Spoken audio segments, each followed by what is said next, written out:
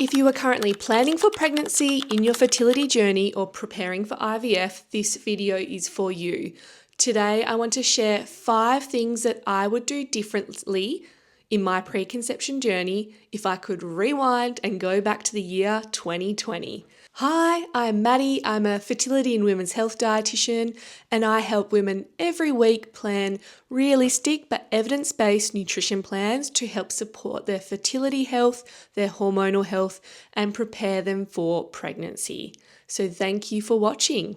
And just a quick note before we start, this is general educational advice, not personalised to your unique situation. Always chat to your medical provider or your own health professional team. But let's get into it. Number 1, I would learn about my cycles a lot sooner, before I was even planning to get pregnant.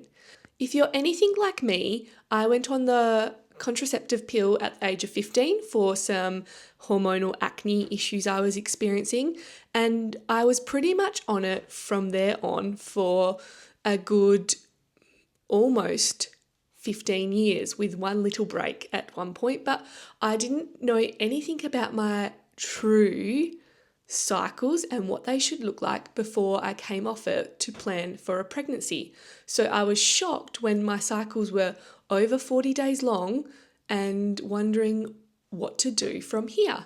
So if I could go back in time, I would learn about my cycles, understand the cues, and start tracking and doing a bit of temperature tracking with either something like the temp drop or whatever is suitable for you, just to really get a gauge of what was normal for me. And this would have increased our chances of falling pregnant a lot quicker, and it would have saved many months of frustration. Number 2, I would get blood work done from the outset, even before planning pregnancy, and correct any nutritional deficiencies in a prompt way, not just, she'll be right kind of fashion. Because for me, I had vitamin D deficiency, some iron deficiency, and some other things that would have helped my journey to be a lot more succinct, and it would have actually made my hormonal health better earlier.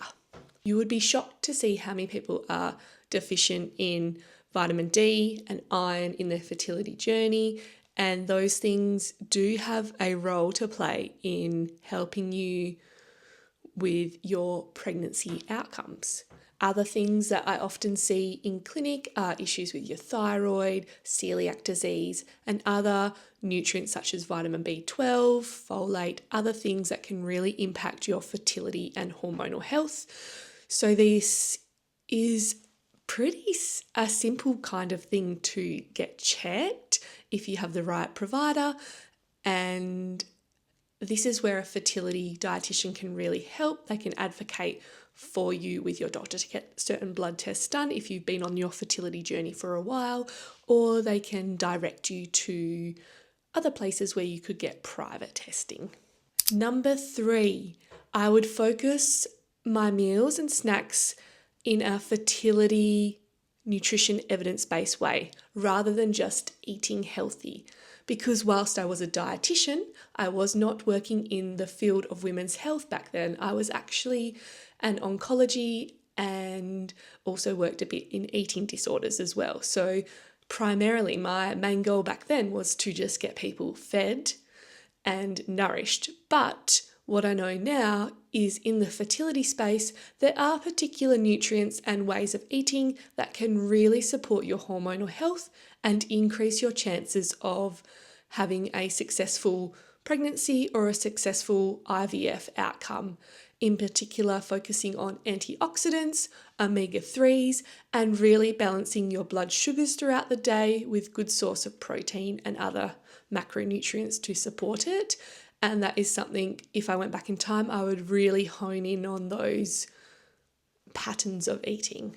And with this, simple swaps can make such a huge difference. So, a handful of nuts and seeds throughout your day, swapping from one certain oil to extra virgin olive oil being your primary source, and having a couple of serves of oily fish throughout the week, which can be as simple as sardines, which have a great source of omega-3 fatty acids.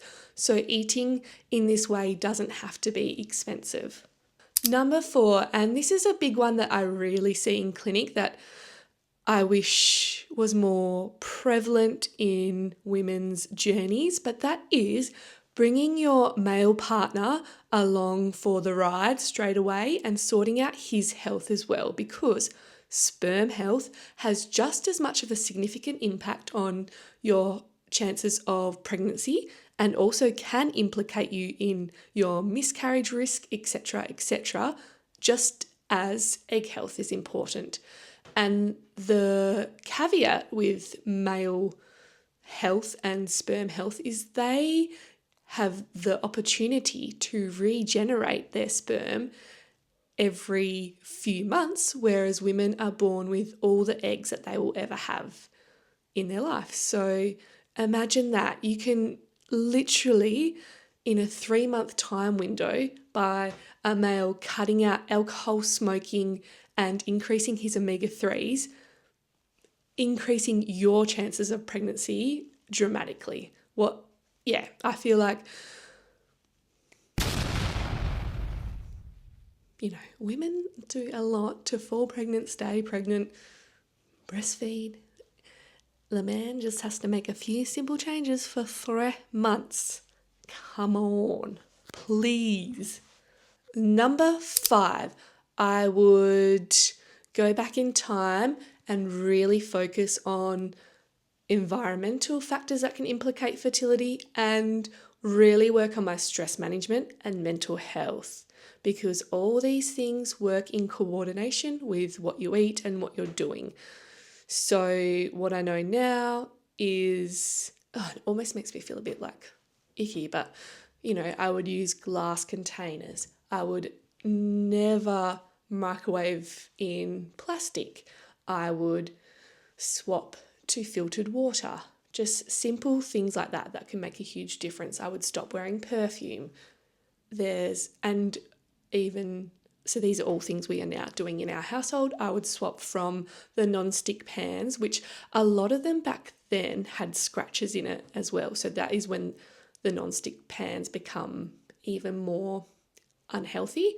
I would swap those to stainless steel, cast iron, those sorts of things, and it would have helped my fertility and hormonal health. And in terms of stress, it all just works in together, but I feel like stress was a key component for me that was implicating my cycles and my fertility health, but I would focus more on sources of self-care, so journaling, breath work, walking in nature, grounding myself.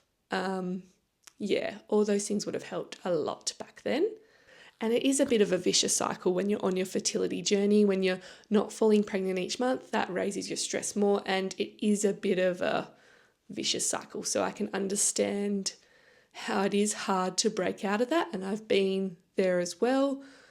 But by managing how you respond to stress and the way you look after yourself, it will also help with your responses to those negative pregnancy tests if they do come up. And in terms of those environmental changes and removing those endocrine disruptors, you don't have to be perfect with this. It's just, every month trying to make one small change so that the cost isn't so big all at once. So, the first step could be swapping a few of your pans.